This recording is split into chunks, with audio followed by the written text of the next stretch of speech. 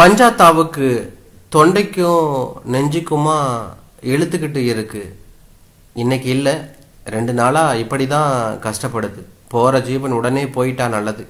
இந்த மாதிரி கேவுன்னு 2 நாளா அது கஷ்டப்படுறத பார்க்க யாருக்கும் மனம் ஒப்பலை என்று தான் சொல்ல வேண்டும். பஞ்சாத்தாங்கிறது அதோட பேர் இல்லை, அதோட ஆயி அப்பம் வச்சது பஞ்சவர்ணம். அதோட ஆத்தா தான் எப்பவும் பஞ்சவர்ண என்று நீட்டி முழங்கும். மற்றவங்க யாரும் அதை அப்படி கூப்பிட்டதில்லை. எல்லோருக்கும் அது பஞ்சுதான். வயசானாலும் அதை யாரோ ஒரு பையன் பஞ்சாத்தான்னு சொல்ல அவனுக்கு பின்னால் வந்த எல்லாத்துக்கும் பஞ்சாத்தா ஆகி பஞ்சவர்ணமும் பஞ்சும் மறைஞ்சாச்சு. பேரு காரணத்தை பார்க்கிற நேரம் இதுவல்ல என்பதால் பஞ்சாத்தாவை சுத்தி இருக்கும் உறவுகளுக்கு இடையே நாமும் செல்லலாம் என்று தான் சொல்ல வேண்டும். பாவம், 2 நாளா இழுக்குது. பொட்டுன்னு கொண்டு போகாம கஷ்டப்படுத்துறானே. ஆமா, யாருக்கும் கடைசி வரைக்கும் தீங்கு நினைக்காதவங்க ஐத்த. ஆனா இப்படி கிடக்குதே என்றது நெருங்கிய உறவு என்று தான் சொல்ல வேண்டும். என்னப்பா, 2 நாளா போகவும் இல்லாம எழுந்திருக்கவும் இல்லாம இழுத்துக்கிட்டு கிடக்கு. வயக்காட்டுல நடவு வேலையெல்லாம் அப்படியே கிடக்கு. நாமளும் இதுகிட்ட இருக்க வேண்டியதா இருக்கு. அது நெஞ்சுக்குள்ள என்ன இருக்கோ தெரியலையே என்றார் பஞ்சாத்தாவின் கொழுந்தன் முத்துக்காலை என்று தான் சொல்ல வேண்டும்.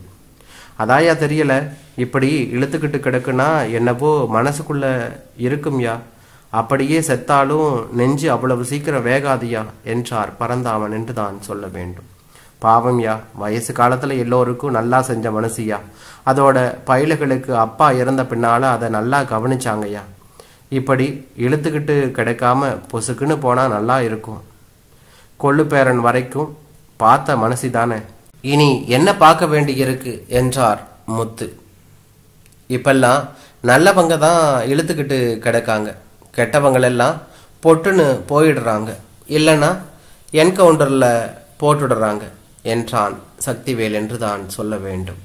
அட நீ வேற, எந்த நேரத்துல என்ன பேசுற? பெரியவன் எங்கடா? என்ன சித்தப்பா? நீ தம்பி தங்கச்சி எல்லோரும் இங்க இருக்கீங்க. புள்ளக்குட்டியெல்லாம் வந்தாச்சு.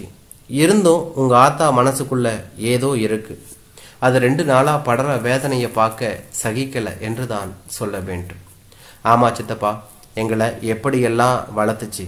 இன்னைக்கு அதோட சாவை எதிர்பார்த்து சுத்தி உட்கார்ந்து எப்ப சாகும்னு பார்த்துக்கிட்டு இருக்கோம். சொல்லும் போதே தாய் பாசம் அவனை உடைத்தது என்று தான் சொல்ல வேண்டும். சரி, அழுகாத. ஆத்தா எல்லாத்தையும் அனுபவிச்சுட்டு தாண்டா போக போகுது. அப்புறம் என்ன? வீட்டுக்கு பெரியவன் நீ உடஞ்சைனா மற்றவங்கெல்லாம் என்னைக்கா இருந்தாலும் எல்லாரும் போறது தானே. சரி, கண்ணத்தோட. ஆமா, சிங்கராசிங்க இங்கதான் இருந்தான், வெளியே போயிருப்பான். சரி, இப்படி கிடந்து அவஸ்தப்படுறத பார்க்க சைக்கிள பேரனை விட்டு பால் ஊத்த சொல்லு, உசுறு போகும்னு சொல்லி எல்லா பேரனும் பால் ஊத்தியாச்சு. ஒன்றும் நடக்கல. அதனால ஒன்றும் பேசாது அவரை ஏறிட்டு பார்த்தான்.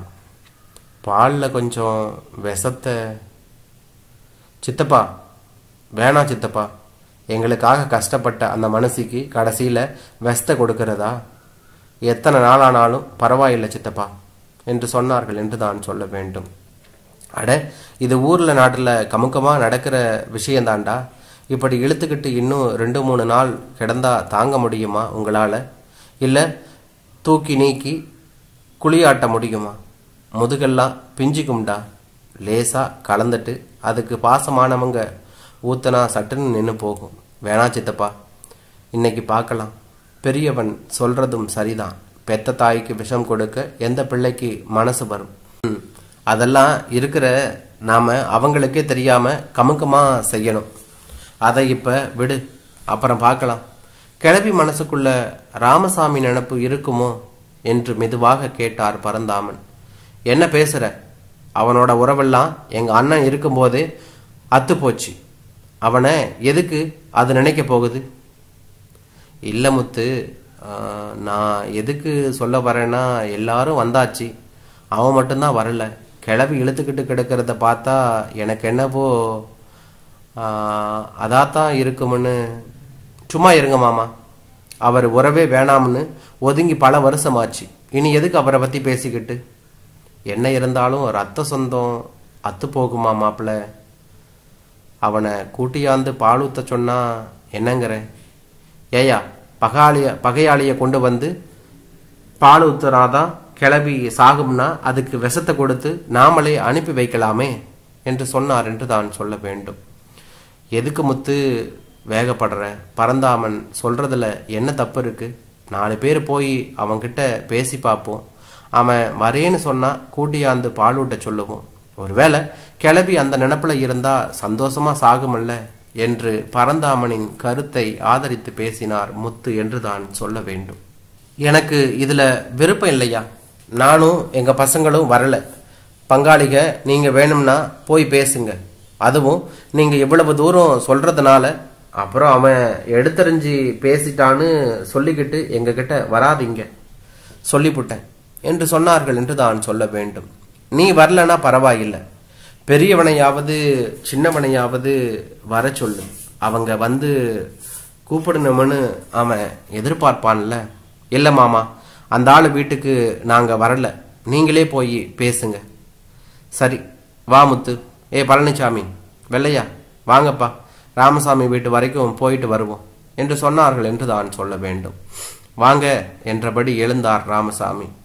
70 வயதை விழுங்கிய தேகத்தில் சுருக்கத்தின் ஆதிக்கம் இருந்தாலும் விவசாய வேலை பார்த்து தின்னென்று இருந்த வெற்று உடம்புடன் இருந்தார். அவரது கண்கள் கலங்கி இருப்பது தெரிந்தது.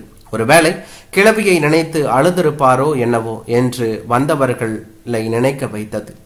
சத்தம் கேட்டு உள்ளிருந்து தலைகள் எட்டி பார்த்தன. என்ன விஷயம், எல்லோரும் வந்திருக்கீங்க?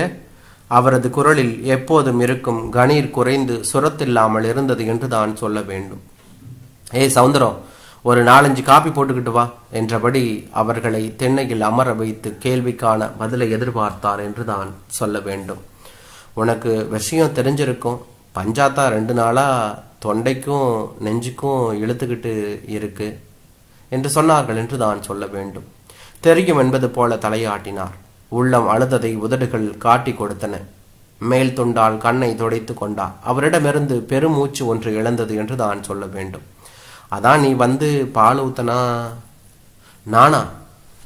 எங்க உறவு இருந்து எத்தனையோ காலமாச்சு, எந்த நல்லது கெட்டதுக்கும் சேர்ந்துக்கல. இப்ப நான் எப்படி பால் ஊத்துறது? இல்ல, அதை இழுத்துக்கிட்டு கிடக்கத பார்த்தா உன் மேல உள்ள பாசத்துல தான். அவர் ஏதோ சொல்ல வாய் எடுக்க, இந்தாங்க காஃபி எடுத்துக்கங்க. அவர் 2 நாளா எதுவும் சாப்பிடல. என்ன செய்ய, எங்க கால நேரம் இப்படி தனியா நிக்கிறோம் என்றபடி சேலை தலைப்பால் மூக்கை சிந்தினாள் சவுந்தரம். என்ன சொல்ற ராமசாமி? பாசமெல்லாம் இருந்து என்ன பண்ண? இது வரைக்கும் நல்லது கெட்டது எல்லாத்தையும் தள்ளியாச்சு என்று தான் சொல்ல வேண்டும். இனிமேயா பிறக்க போறோம்? நாம எல்லோருமே இருக்கிற காலத்துல சண்டை சச்சரவுன்னு வாழ்க்கைய தொலைச்சிட்டு தானே நிக்கிறோம் என்று தான் சொல்ல வேண்டும். ஆமா, பயலுக்கு கூட வரல போல. அவங்க ஆத்தா கிட்ட அழுதுகிட்டு நிக்கிறானுங்க.